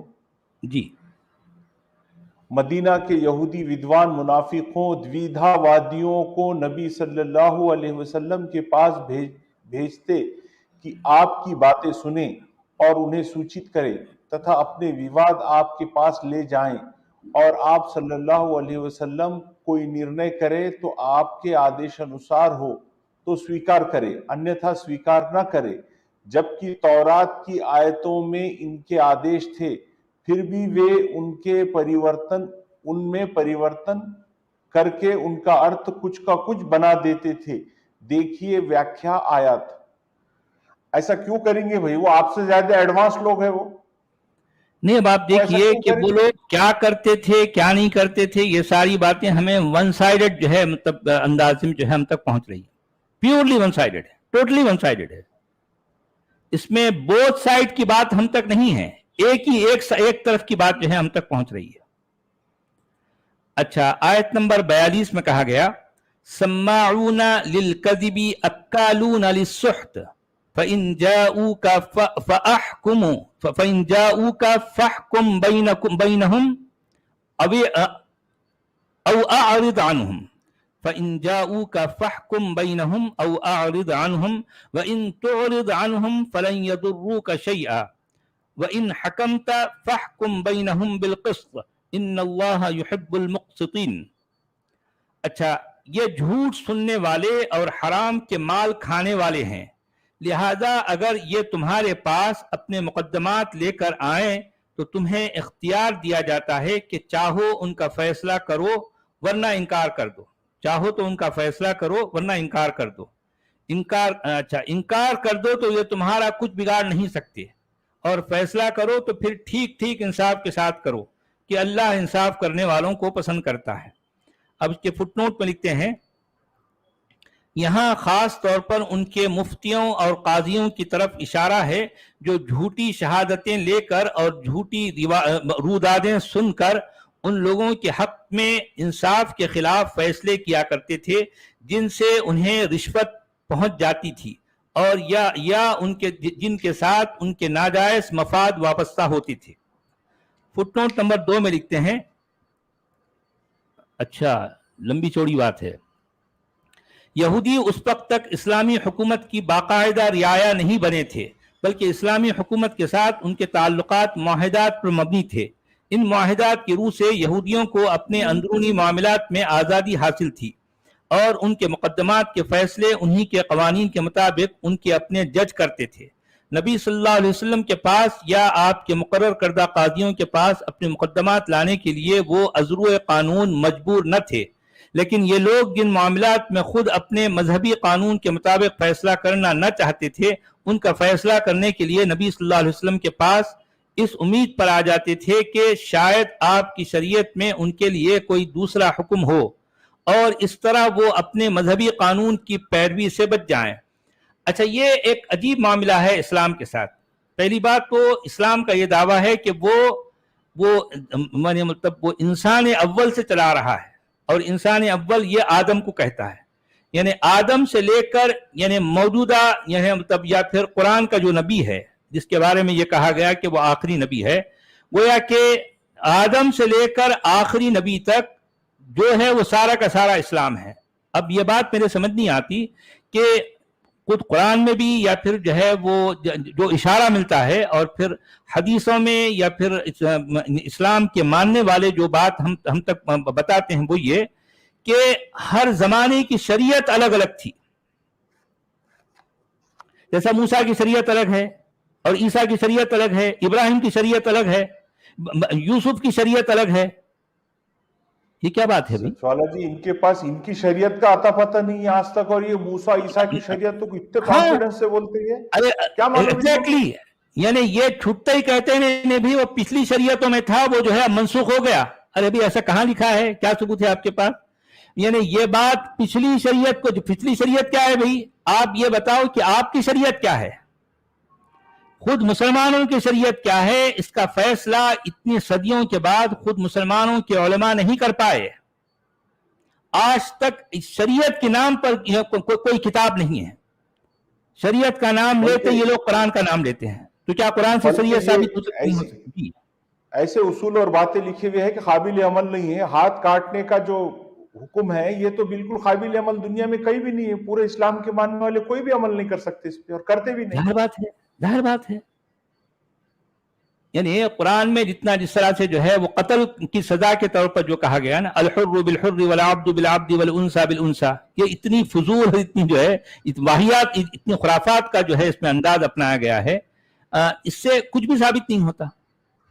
ایسی باتیں ہیں قرآن میں جس سے جن کو بنیاد بنا کر آپ کوئی فیصلہ نہیں کر سکتے. ایون اور تو اور جسے جو ہے جسے میراث یا ترکہ کہا جاتا ہے وہ بھی یعنی نارملی اپلیکیبل نہیں ہے, کیونکہ اس کو کیلکولیٹ کرنے والا انہیں خود کنفیوز رہتا ہے, یار کیا کرنے تو کیا کرنا ہے. اتنا گول مول کیا گیا ان باتوں کو, اس میں گول مول انداز میں, کیونکہ علماء یا پھر جو ہے ہمارے جو مولوی حضرات ہیں, چونکہ یہ اللہ کا کلام ہے بھئی, اس میں اللہ کی کیلکولیشن ہے بھی, ہم کون ہوتے اس پہ جو ہے کوئی تنقیدی جو ہے جائزہ لینے والے, اس لیے آج تک اس پر تنقیدی جائزہ نہیں لیا گیا, اور پھر فیصلہ اس کی بنیاد پر نہیں ہوتا. اب اگر مان لو قرآن کی اس آیت کے مطابق اگر فیصلہ ہوگا تو وہ پرفیکٹ جو ہے وہ پرفیکٹلی یعنی اس پہ جو ہے اپلیکیبل اس کے اندر نہیں ہے, پرفیکٹلی اپلیکیبل نہیں ہوتا. تو یہ ساری باتیں ہیں. تو اب یہ یعنی ہر زمانے کی, ہر نبی کی, ہر رسول کی شریعت الگ ہے. یہ عجیب معاملہ ہے یار. پچھلی شریعتوں میں کوئی چیز اگر تھی, پچھلی شریعتوں میں, لیکن اگر آج کے یہودی یا ان کے ہی لکھے ہوئی منظر کشی جو کی ہے یہودیوں کی, اس اعتبار سے بھی سوچے تو کوئی بھی یہودی کبھی بھی نہیں چاہے گا کہ ان کی شریعت میں آ کے فیصلہ چیک کرے. کیوں چاہے گا وہ کامیاب لوگ ہیں, وہ زراعت کر رہے, وہ پیسے والے ہیں, وہ پڑھے لکھے ہیں, وہ علم والے ہیں, آپ ان کی نقل کر رہے, وہ کیوں آئیں گے آپ کے پاس؟ ظاہر بات ہے, وہ لوگ صاحب کتاب ہیں بھائی, ان کے پاس علم ہے, ان کے پاس نبوت ہے. تمہارے پاس کیا ہے؟ کچھ بھی نہیں. اور وہ لوگ تم کو چڑھاتے ہیں کہ یہ لوگ جو ہے, ارے یار یہ تو کتنے کیسے بدو ہیں, اجڑ لوگ ہیں, ان کو تو کچھ بھی نہیں آتا. ظاہر بات ہے یہ ان کو آتا تھا اس لیے تو تم کو چڑھاتے تھے نا وہ لوگ. اچھا اب آپ دیکھیے کہ یہاں لیکن یہ لوگ جن معاملات میں خود اپنے مذہبی قانون کے مطابق فیصلہ کرنا نہ چاہتے تھے، ان کا فیصلہ کرانے کے لیے نبی صلی اللہ علیہ وسلم کے پاس اس امید پر آ جاتے تھے شاید آپ کی شریعت میں ان کے لیے کوئی دوسرا حکم ہو. یعنی مطلب یہ ہے کہ ان کی شریعت الگ ہے اور ان کی شریعت الگ ہے، اور پھر یہودیوں سے پہلے کسی اور کی شریعت کچھ اور تھی. یہ کیا شریعتیں ہیں یار؟ تو یہ شریعت کا فیصلہ ان پہ اپلیکیبل کیسے ہوگا جب ان کے پاس ان کی شریعت ہے؟ تو کیوں ہوگا تمہارا دیکھیں فیصلہ؟ یعنی کس طرح سی باتیں. اچھا خود ان کی اپنی مسلمانوں کی شریعت کیا ہے اس کا ہی فیصلہ آج تک نہیں ہوا. اچھا یہ شریعت کے جو فنڈے ہیں، یعنی شریعت کے جو مسئلے جو مخمسے ہیں، ان پر میں کئی بار غور کیا ہوں تو واقعی بڑا حیران ہو جاتا ہوں. اور پھر اسی حیرانی کے عالم میں وہ ساحل لدھیانوی کا ایک بہت ایک ان کی ایک نظم ہے. اصل میں وہ نظم کسی ہندوستانی مووی میں ایک گانے کی شکل میں آئی ہے، مگر میں اس گانے سے ایک شعر اٹھا کر جب میں اس پر غور کیا تو میں دنگ رہ گیا یار. یعنی جن باتوں کو ہم زندگی خرچ کر کے، اپنی زندگی پوری طرح سے اس میں لگا کے صرف کر کے، اور عربی جاننے کی کوشش کی، قرآن کو پڑھا ہم نے، حدیثوں کے بھنڈار کو کھنگالا، اس کے بعد جا کر ہم جس نتیجے پہ پہنچے ہیں. لیکن ساحر جیسا شخص، میں حیران رہ گیا کہ اس کی زبان سے یہ شعر کیسے نکلا. ساحر یہ کہتا ہے اس نظم میں، یہ پاپ ہے کیا، یہ پنیہ ہے کیا. وہ ایک سوال کے انداز میں یہ بات کر رہا ہے. یعنی وہ جس انداز میں اس گانے میں آیا کہ ایک خاتون ایک مرد کو یہ ایک طرح کا تانا بھی دے رہی ہے اور اس کو دراصل ایک بات کا سبق بھی پڑھا رہی ہے. یہ پاپ ہے کیا، یہ پنیہ ہے کیا، ریتوں پر دھرم کی مہریں ہیں. کیا بات کہے گیا. یہ پاپ ہے کیا، یہ پنیہ ہے کیا، ریتوں پر دھرم کی مہریں ہیں، ہر یگ میں بدلتے دھرموں کو کیسے آدرش بناؤ گے. کیا بات ہے، کیا بات. دیکھیں میں جب یہ پہلی بار یہ سنا تو تھوڑی دیر کے لیے میں سکتے میں آ گیا، یار یہ شخص کیا کہہ رہا ہے، کیا بات کہہ رہا ہے. حالانکہ اب ساحر کے بارے میں ہم کہہ سکتے ہیں کہ بھئی وہ ایک عام یعنی مطلب ٹھیک ہے، بڑا گہری سوچ رکھنے والا ایک شاعر ہے، اور اس کی باتیں بہت یعنی اس میں معنویت ہوتی ہے، اس سے انکار نہیں ہے. مگر وہ یہ بندہ اتنی بڑی بات کہہ گیا یار، جو ہمارے علماء زندگیاں لگا کر بھی اس نقطے کو نہیں پا سکے، وہ ایک سادہ سے شعر میں اپنی بات کہہ گیا. کتنی گہری بات ہے. میں جب پہلی بار سنا تو گھنٹوں اس شعر پر میں اپنے آپ کو واقعی میں اس کے ایک لفظ پر محو ہو گیا. یہ پاپ ہے کیا، یہ پنیہ ہے کیا. بھئی ہر شریعت میں جس چیز کو پاپ سمجھا گیا کسی اور زمانے میں جا کر وہ پنیہ ہو گیا. کسی اور زمانے میں وہ پنیہ تھا تو کسی اور جگہ جا کر وہ پاپ ہو گیا.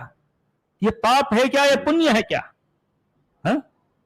یہ ثواب کیا ہے، یہ عذاب کیا ہے، یہ جائز کیا ہے، یہ حلال کیا ہے، یہ حرام کیا ہے. ریتوں پر دھرم کی مہریں ہیں، ہر یگ میں بدلتے دھرموں کو کیسے آدرش بناؤ گے. کیا بات کہی گئی ہے. کتنی گہری بات کہہ گیا یہ شخص. میں دنگ رہ گیا یار، دنگ رہ گیا. تو یہاں پر بھی یہ کہہ رہے ہیں کہ تورات کی روح سے اچھا یہاں یہ کہا گیا جی، یہاں خاص طور پر جس مقدمے کی طرف اشارہ ہے وہ یہ تھا کہ خیبر کے معزز یہودی خاندانوں میں سے ایک عورت اور ایک مرد کے درمیان ناجائز تعلق پایا گیا. تورات کی روح سے ان کی سزا رجم تھی، یعنی یہ کہ دونوں کو سنسار کیا جائے. یہ استثناء باب 22 میں آیت نمبر 23 اور 24 میں یہ بات آئی ہے تورات میں. لیکن یہودی اس سزا کو نافذ کرنا نہیں چاہتا. جی تورات میں نہیں ہے، رجم کی سزا تورات میں نہیں ہے کہیں بھی. یہ یہودیوں سے کنفرم کی ہم نے. जी अच्छा, मगर अभी मौदूद साहब तो बड़े ढीठ होकर लिख रहे हैं ना, बाकायदा इस्तिस्ना बाब 22 आयत नंबर 23-24 लिख रहे हैं। सुन, अब देखें अब क्या मामला है यार। फिर रिकन्फर्म करेंगे हम 23-24 तो नहीं मौदूद लिखे साहब लिख रहे हैं, तौरात का हवाला देकर लिख रहे हैं कि मैं उनकी तौरात की रूह से उनकी रजम की सजा थी, यानी कि ये दोनों को संसार किया जाए। लेकिन यहूदी इस सजा को नाफिज करना नहीं चाहते थे, इसलिए उन्होंने आपस में मशवरा किया कि इस मुकदमे में मोहम्मद सल्लल्लाहु अलैहि वसल्लम को पंच बनाया दिया जाए, यानी मोहम्मद सल्लल्लाहु अलैहि वसल्लम को पंच बनाया जाए। अगर वो रजम के सिवा कोई और हुक्म दे तो कबूल कर लिया जाए, और रजम ही का हुक्म दे तो न कबूल किया जाए। चुनाचे मुकदमा आपके सामने लाया गया, आपने रजम का हुक्म दिया, उन्होंने इस हुक्म को मानने से इनकार किया। इस पर आपने पूछा, तुम्हारे मजहब में इसकी क्या सजा है? उन्होंने कहा कि कोड़े मारना और मुंह काला करके गधे पर सवार करना। आपने उनके उलमा को कसम देकर उनसे पूछा, क्या तौरात में शादीशुदा जानी और जानिया की यही सजा है? तो उन्होंने फिर वो झूठा जवाब दिया। लेकिन इनमें से एक शख्स इनमें सूरिया जो खुद यहूदियों के बयान के मुताबिक अपने वक्त में तौरात का सबसे बड़ा आलिम था, खामोश रहा। आपने उससे मुखातब होकर फरमाया, मैं तुझे उस खुदा की कसम देकर पूछता हूं जिसने तुम लोगों को फिरौन से बचाया और तूर पर तुम्हें शरीयत अता की।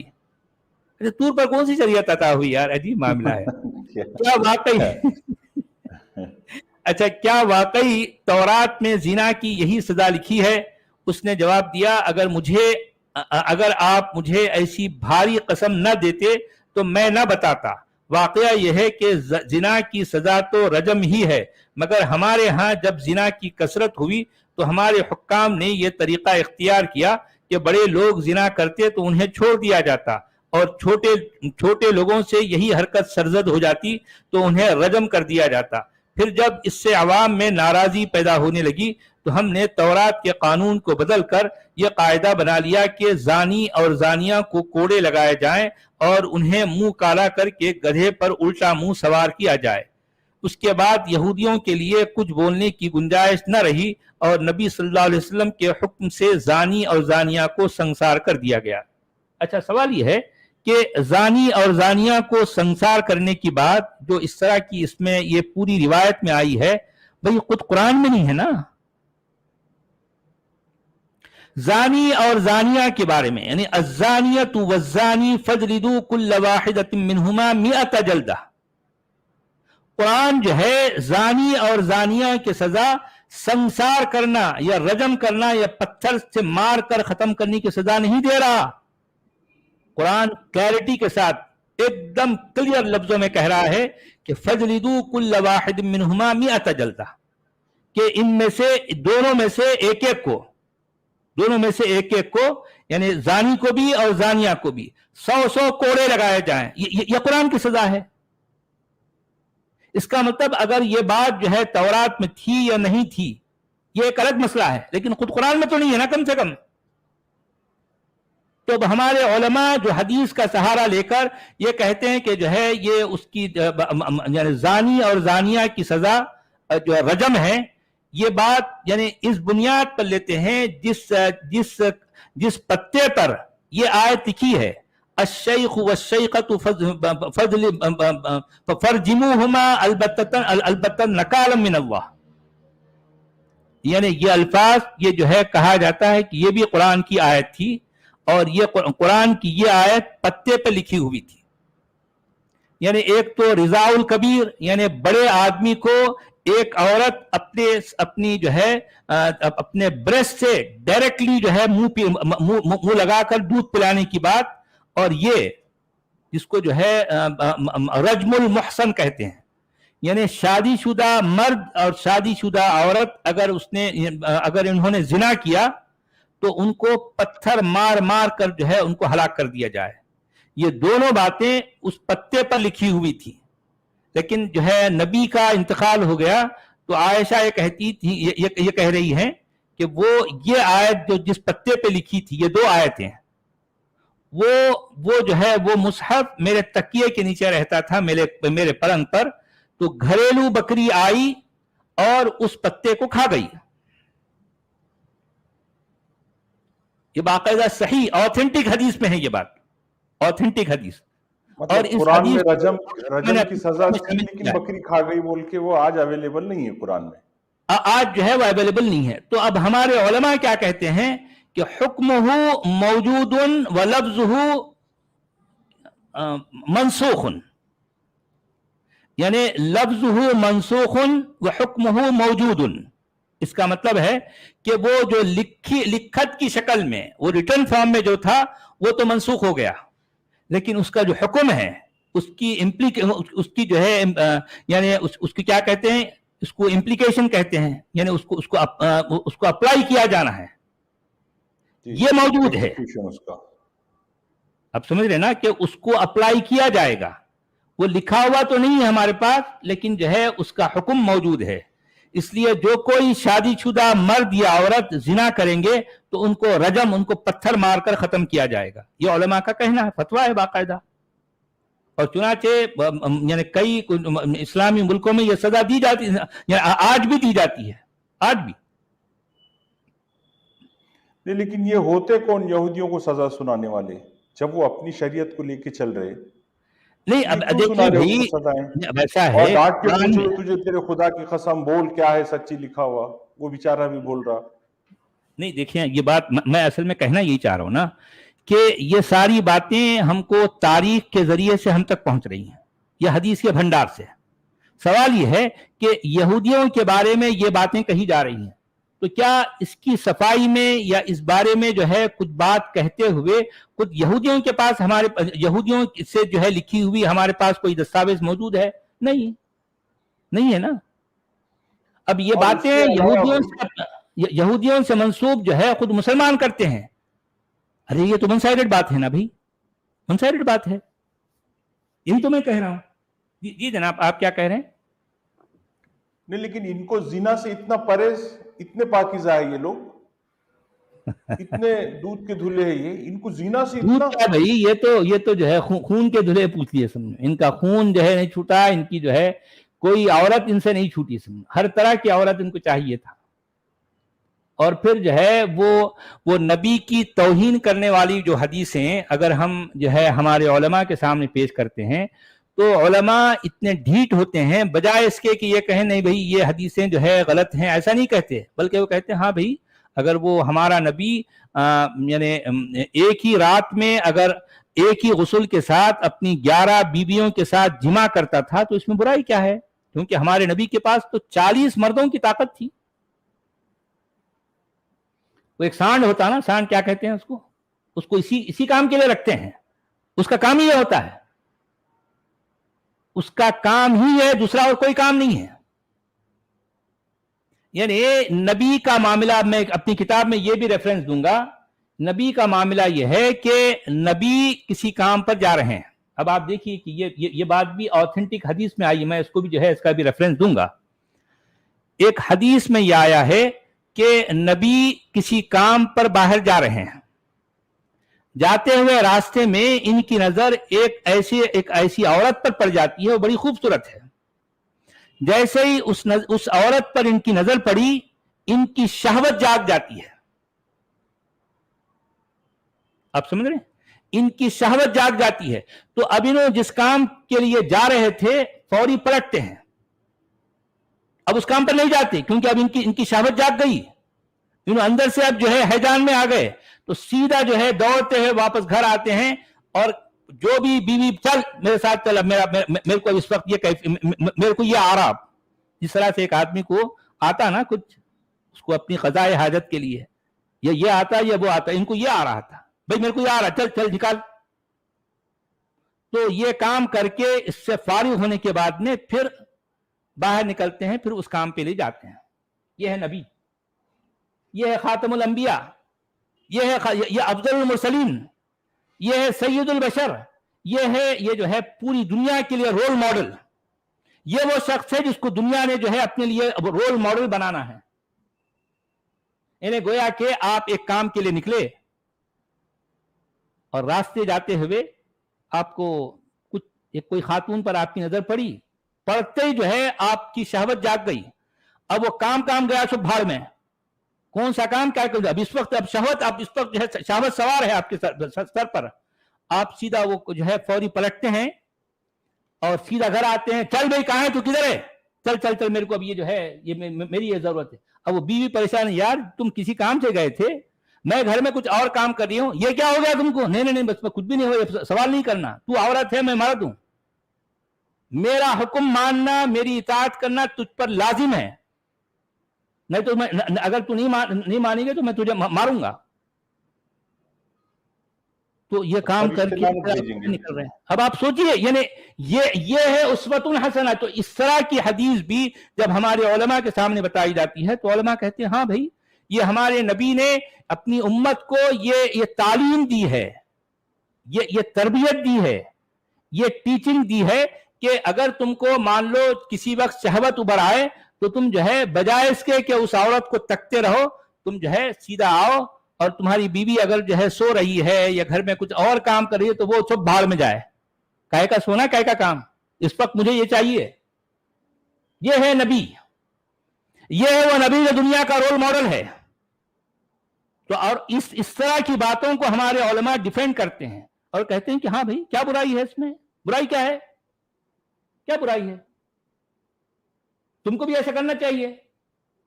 भाई तुम किस काम से अगर जा रहे हैं, कोई तुम्हारे सामने कोई प्रोजेक्ट है, कोई काम है, वो सबको लात मारो यार, क्या का काम, असल काम ये है नबी, ये है रोल मॉडल, मोमिनों का रोल मॉडल है ये।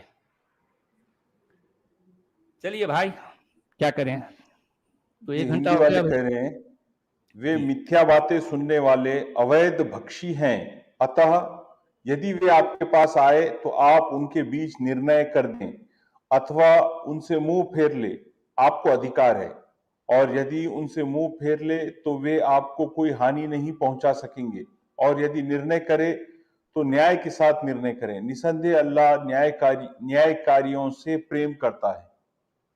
वाह, निसंदेह अल्लाह न्यायकारियों से प्रेम करता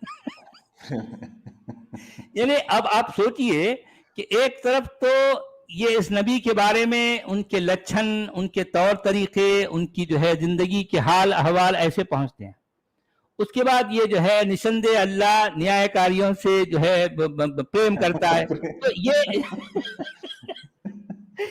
आप जरा सोचिए भाई, आप हैरान है यार, ये क्या बातें हैं, ये क्या रसूल है, और जो है उसके ये अजीब मामला नहीं हो जाता, अजीब नहीं हो जाता। बिल्कुल। तो चलिए जनाब, एक घंटे के ऊपर हो गया, तो कल हम जो है एक्स मुस्लिम, एक मिनट सर, एक्स मुस्लिम नसीम जी का 2 स्विस फ्रैंक का सुपर चैट है। सचवाला जी, अब्दुल हमीद जी आदाब और नमस्ते जी। नमस्ते नसीम जी। संदीप पंजाबी जी का 89 रुपीज का सुपर स्टिकर है, बहुत शुक्रिया संदीप भाई। अपना टाइम आएगा जी का 2 औरों का सुपर चैट है। प्रणाम आदाब सचवाला जी, अब्दुल हमीद जी प्रणाम, अपना टाइम भाई। सीएम जी का $2 का सुपर चैट है। होमलेस सांड, सरकारी सांड, अच्छा जी। अपना टाइम आएगा भाई का 5 यूरो का सुपर चैट है। बकरी मुल्ला के पास जाए या मुल्ला बकरी के पास, मरना बेचारी बकरी को ही है। जी हाँ, खरबूजा है ना, अभी चाहे खरबूजा जो है छुरी पे गिरे या छुरी खरबूजे पर खटना तो खरबूजे को है। जी हाँ, सही बात है। तो चलिए जनाब जी सर, अब हम यहाँ रुकेंगे, कल दर्स कुरान में मिलेंगे। अभी 10:30 बजे अभी अब्दुल हमीद चैनल पर वो एक कराची में अहमदियों की मस्जिद गिरा दी गई।